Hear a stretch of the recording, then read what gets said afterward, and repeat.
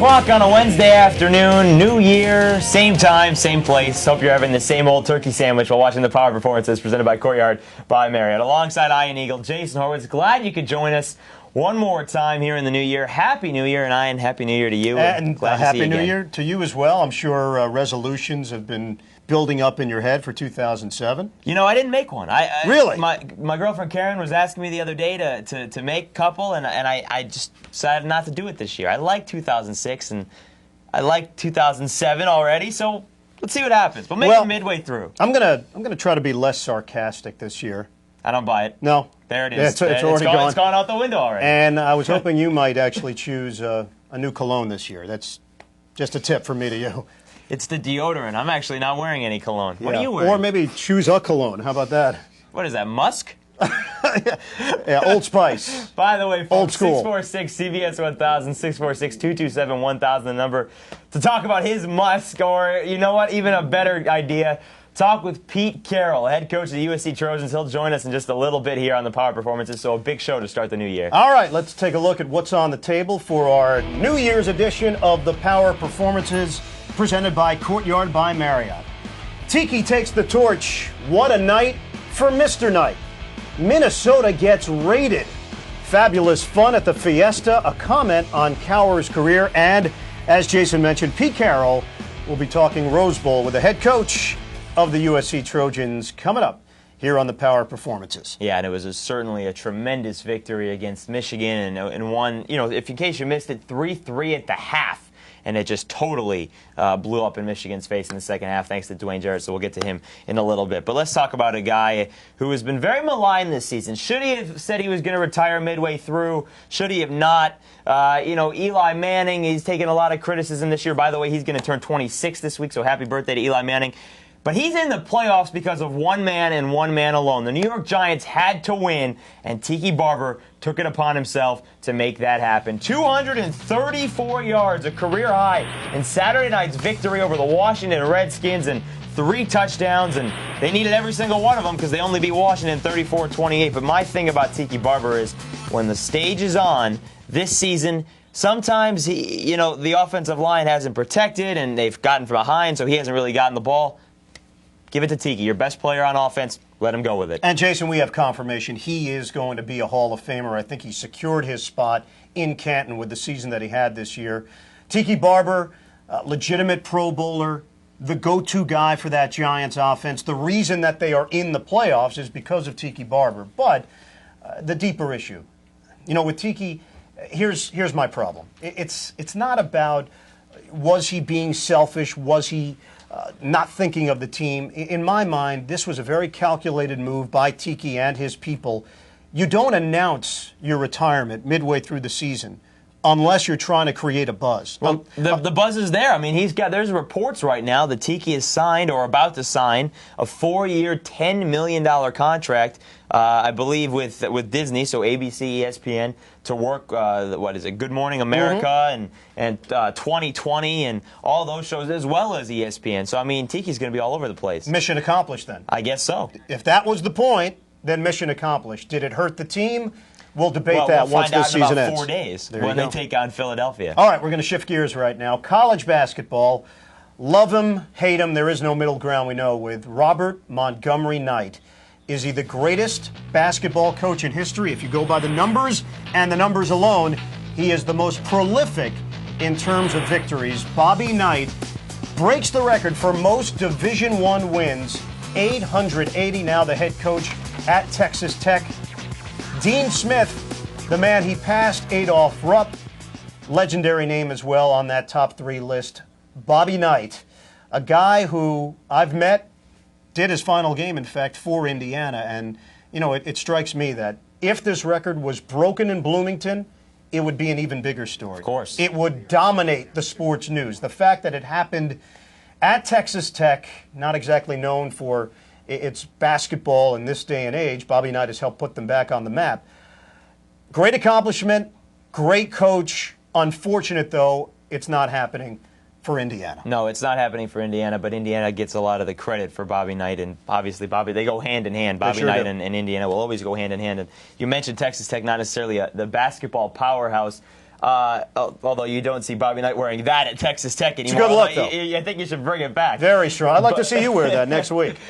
You buy the suit, I'll wear it. But no, the thing about Bobby Knight is at Texas Tech is they had to package deals for fans to get, if you buy one ticket, we'll give you a couple of games so they could sell out the arena down there. And that's kind of a shame because it's going for a record. But I think one thing that's gotten thrown aside here is I think some viewers of this show and some people around the country think that Bobby Knight has the all-time college basketball wins record. He has the all-time college basketball men's wins record. Pat Summitt, Tennessee, the all-time wins record, and she's still going. She's a lot younger than a lot of people think she is. And Tennessee's not slowing down either. And for Bobby Knight, I think he's exactly where he wants to be right now, away from all the buzz. He doesn't have to deal with it like he was dealing it in Indiana. Bobby Knight's happy with his career. It's unfortunate, though, it didn't happen in Bloomington. Right. Does happen in Texas Tech. Something else happened this past week at Texas Tech. Really? Here are some names that I don't know if you'll remember. Cliff Kingsbury? Do you remember? Sure. Okay. B.J. Simons? No, not as much. Sonny Cumbie? What? How about Cody Hodges? What'd you just call me? Graham Harrell. The last 5 years, Texas Tech, 5 quarterbacks, and before this year, they led Division 1A in passing each of the last 4 years. This year, 3rd. But Graham Harrell has one thing that those guys don't have. The biggest comeback in a bowl game in college football history. 38-7. Minnesota was beating Texas Tech on a game that a lot of people didn't see because it was on the NFL Network, which is a shame. But Graham Harrell led them back, and they won in overtime 44-41. There were 20 minutes to go in the game when they started their comeback. And in all honesty, this is the reason Glenn Mason was fired at Minnesota this past week, which is a shame, but it's not the first time it happened. Remember a couple of years ago, Michigan up in Minnesota was down, I believe it was 31-7, and Michigan ended up winning the game all in the 4th quarter with John Navarre. So, whether that's the reason Glenn Mason got fired or not, but besides the point. That's the reason. Okay, fine, that's the reason. But Texas Tech, we know them for passing the football. Where did they learn to play defense in the second half? I mean, they couldn't stop Minnesota anywhere, and all of a sudden they set history. Texas Tech, 2 mentions on the power performances. Yes. Who would have predicted that for the new year? It was a tremendous come-from-behind victory. I happen to get the NFL Network, so I did get to see it. That's and good apparently, for you. You're about 3% of the population. I know. Hey, I can't worry about everybody else right now. I get the network. And the University of Minnesota apparently saw the game as well. Yeah, I would say so. Because Glenn Mason ends up losing his job, who's a good coach. And he actually did wonders for the Gophers program. But apparently that was the final straw, and Mason is forced to move on. Well, think about the guys he's brought in there. I mean, on top of the quarterback, Brian Cupido, who's played very well for Minnesota the last couple of years. But you've got Lawrence Maroney, who you know from the NFL and the Patriots. Marion Barber III. Those guys were in the same backfield in Minnesota. The reason Minnesota was running the ball for 300 yards a game. I got to be honest with you. I know college football is your thing. Yeah. And I recognize that. I defer to you. I have not been enamored with the bowl games until one. You really don't think so? Nah. I think they've been tremendous. I got to admit, I was a little bored, in fact. But I was bowled over with the Fiesta Bowl, which may go down as one of the greatest college football games ever played. Into the wee hours of the morning. Sometimes it doesn't strike midnight for Cinderella. And for Boise State, 43-42 over Oklahoma. They claim that they could play with the big boys, and they proved that they could play with the Oklahoma Sooners. What a tremendous college football game to watch. It had everything you look for when you can get a hook and ladder play and the Statue of Liberty play in the same game in the 4th quarter and in overtime. What a Fiesta Bowl finish this turned out to be. And yeah, it is a shame that we're not going to see Boise State take on the #1 team in the country, Ohio State, or Florida, depending upon who wins the national championship game. But for Boise State, a perfect capper to a perfect season. Yeah, I disagree with you on the bowl season, by the way. It's been a tremendous bowl season with all the comebacks we've had. And, we mentioned Texas Tech, but there was also a Georgia comeback and a West Virginia comeback and all kinds of great comebacks and finishes in the bowl season this year. But, okay, you be bored. I'll enjoy my college football. But besides the point, the one thing that Boise State and people will remember is all they did trick plays to win this game. If you had a chance to watch the entire game, they didn't run trick plays until they had to. How many times, let me ask you this. How many plays are in a playbook for 4th and 19? With 18 seconds to go in the game and you're down by a touchdown. Well, maybe 0 or the hook and ladder. That's the play. I get the Fox network, so I was able to see the entire game, and I feel like that's part of your satellite dish. You get the Fox Network. It's going to go down as one of the great games of all time, and deservedly so. You know, and I like the two things that happened after the game. One, you got to like Ian Johnson proposing to his girlfriend. Nice job. He's now engaged. Chris Myers should not have blown it the way that he did. No, of course he not. gave it away, and I like Chris. Chris is a great guy, but he blew that one. Good sideline reporter, not a good guy to help as your wingman for asking your girlfriend to get engaged. The other thing that happened is Jared Zabransky said plain out, we want a shot at Ohio State, and we deserve that shot. And I agree with you, and I agree with him. I think they deserve that shot, and Boise State winning made a lot more of this rock and this boulder going forward that there has to be some kind of playoff system in college football. All right, we told you Pete Carroll will join us later in the show, 646-CBS-1000 to get on the horn and talk to him. But one of his players has a huge decision to make. He had it before the Rose Bowl. He's got it even more now. Dwayne Jarrett, 11 catches, over 200 yards, and he dominated Michigan's cornerback, Leon Hall. A lot of one-on-one coverage. He also was dominating Morgan Trent in that game, but 11 catches, 205 yards, and 2 touchdowns. And boy, you know, Dwayne Jarrett, the junior, he set records at USC, maybe one of the best wide receivers in Trojan history, and that says a lot for a program that goes back a long time. Now they have 22 Rose Bowl victories. But I got to wonder about one thing, and Brent Musburger said this on the broadcast, and I kind of agree with him. There were a lot of taunting plays by Dwayne Jarrett, and Brent Musburger came out and plain and simple and said, if you're a wide receiver, don't emulate Terrell Owens, emulate Larry Fitzgerald. And in case you're not familiar with Fitzgerald, when he scores, he hands the ball to the official, like Barry Sanders or like LaDainian Tomlinson does now. Marvin Harrison would be another as example. well. I agree 100%. Dwayne Jarrett caught a ball and threw it in the lap of Leon Hall or Willis Behringer, who the safety who was on one of the plays. You can't do that.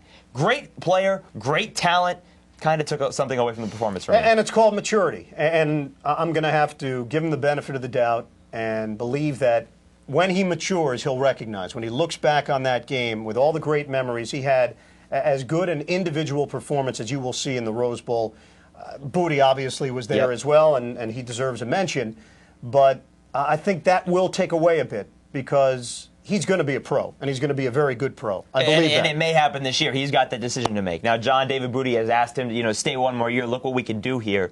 Whether that happens, we'll have to wait and see. But he does have that decision to make because, he and Calvin Johnson, by far the two best wide receivers in college football, maybe the two best football players in college football right now. You know I'm an NBA guy. Of course you are. And I'm starting to become one, too. Are you? Believe it or not, I'm starting to become one. Well, that's because the Pistons are playing better basketball. For years. But no, I grew up on the bad boys and a little shoving and some punching. And don't touch. It's a physical show here. I'll box you out next time.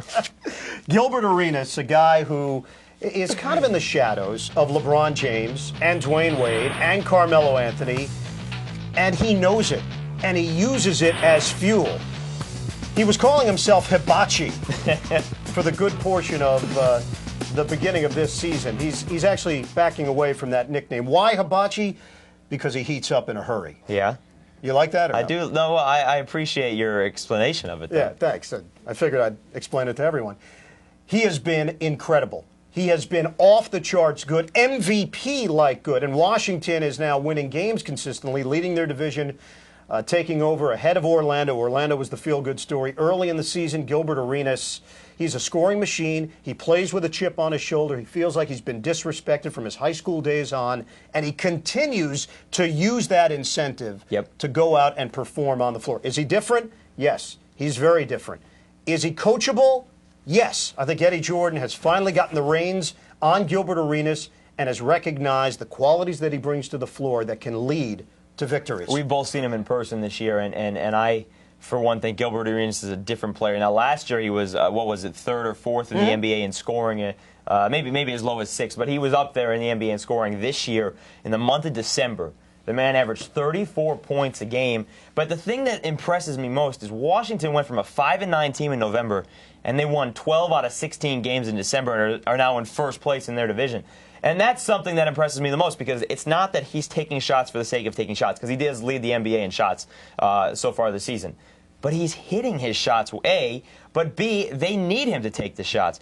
But he's surrounded by some good players. I mean, Anton Jameson is a great player as well, and Caron Butler is having the best season of his young NBA career. So that trio is a very good young team. And I think Washington, if they can keep this up, can challenge for the Eastern Conference title. That is our list for this week on the Power Performances presented by Courtyard by Marriott. As mentioned, the man that revitalized the USC football program. Pete Carroll, the head coach of the Trojans. He's coming up. Keep it right here. Power Performances presented by Courtyard by Marriott.